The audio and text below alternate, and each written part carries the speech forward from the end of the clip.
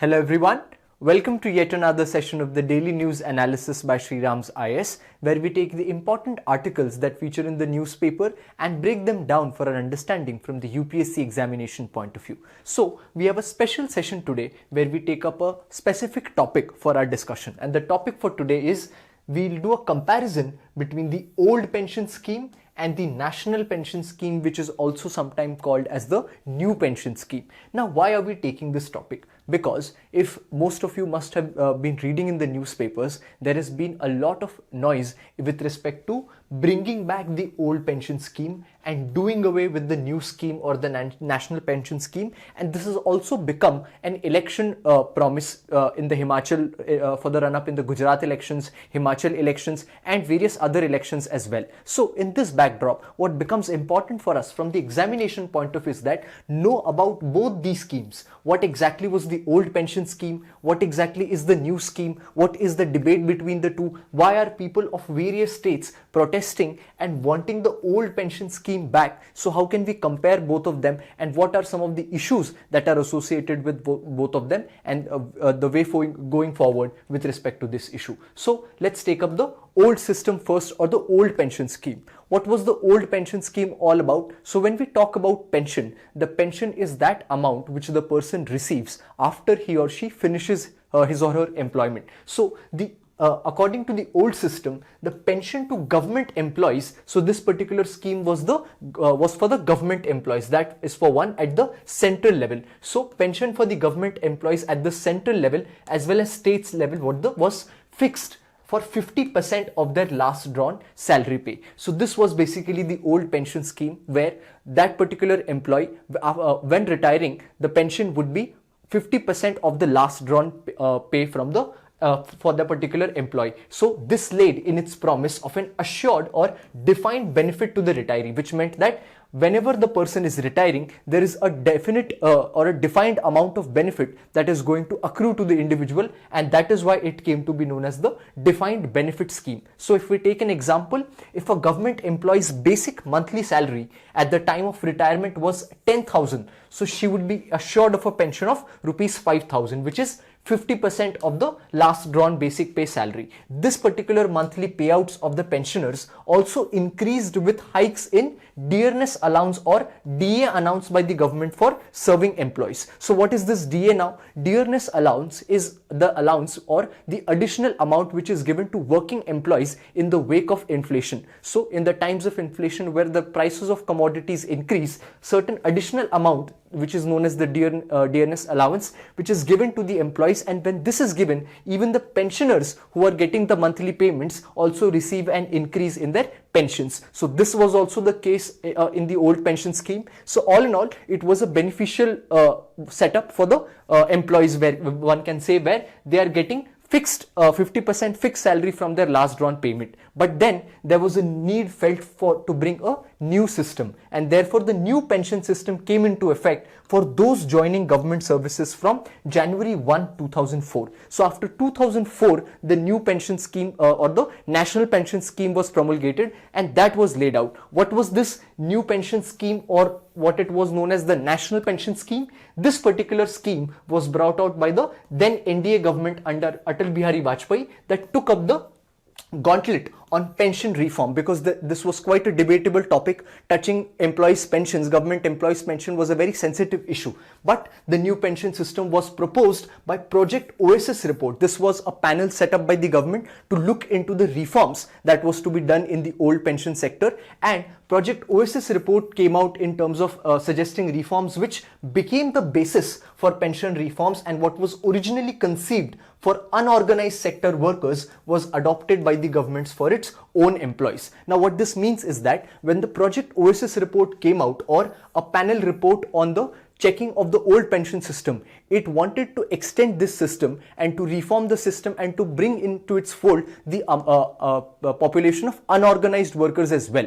So where this was the suggestion reform for this particular report, this was used and it was adopted by the government to apply that particular scheme for its own employees. So the NPS was changed in a manner that after the employees who are for the employees who are joining after January 1, 2004, it was made mandatory for all these new recruits, and the new scheme was that whoever employee is working in the government authority, the defined contribution from that employee would comprise of 10% of the basic salary and dearness allowance by the employee, and a matching contribution by this would be made by the government, which was the tier 1 system with contributions being mandatory. Later in 2019, the government increased its contribution to 14% of the basic salary and dearness allowance. So what this means is that in the earlier system, where the employee did not have to pay anything from his or her own pocket while he or she was working, and from the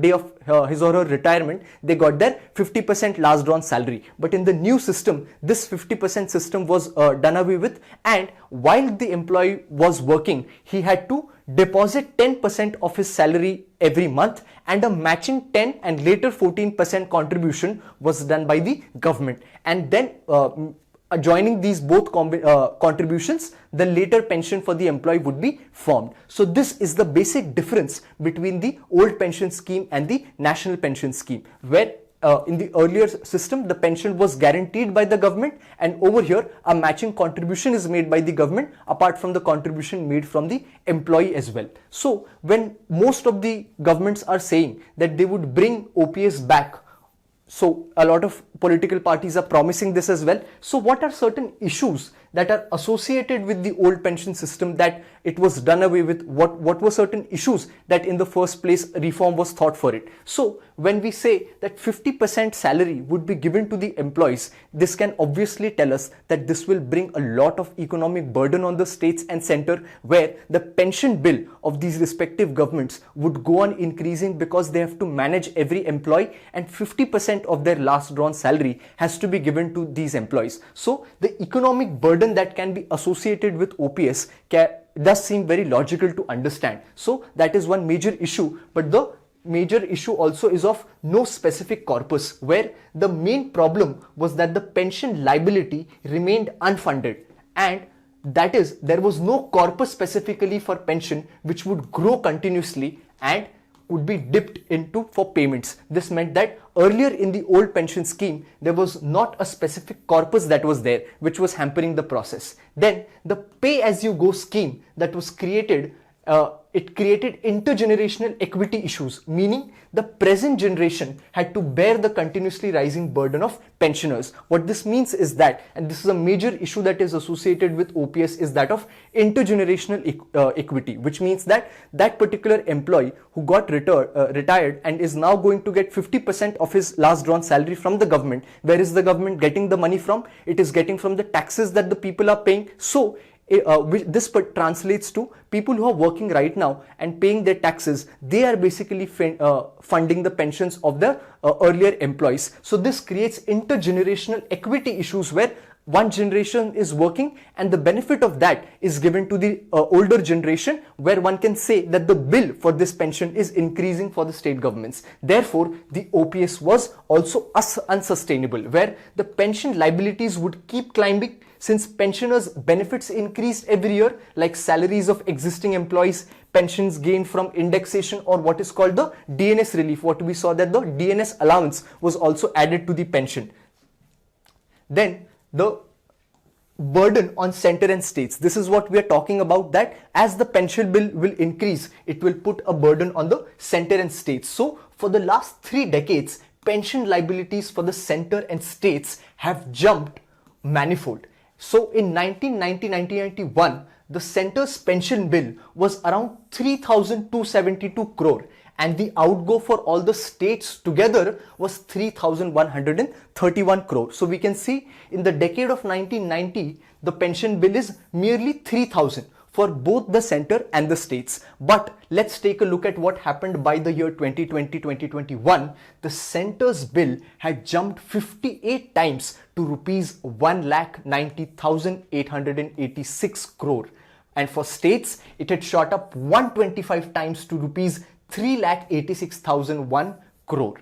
So this shows from 3000 crore for the states and center, it went to 1 lakh crore and 3 lakh crore even for the states. It shot up so high. So this shows us the burden on the center and states, and therefore the author of the article, this article came in the Indian Express, says that this particular scheme is not just bad economics but bad politics as well, because in the 30 years the cumulative pension bill has jumped from this amount to merely from 3000 crore to 3 lakh crore, and overall the pension payments by states eat away a quarter of their own tax revenue. So this is a dent not just for the people who are associated with pension schemes but also citizenry in general, because the money that is being collected from the taxpayers, a quarter of it is only being used for the pension payments, and that is why the welfare activities or infrastructure building activities, which are asset building and which need more importance, that may take a hit. And if wages and salaries of state governments are added to this bill,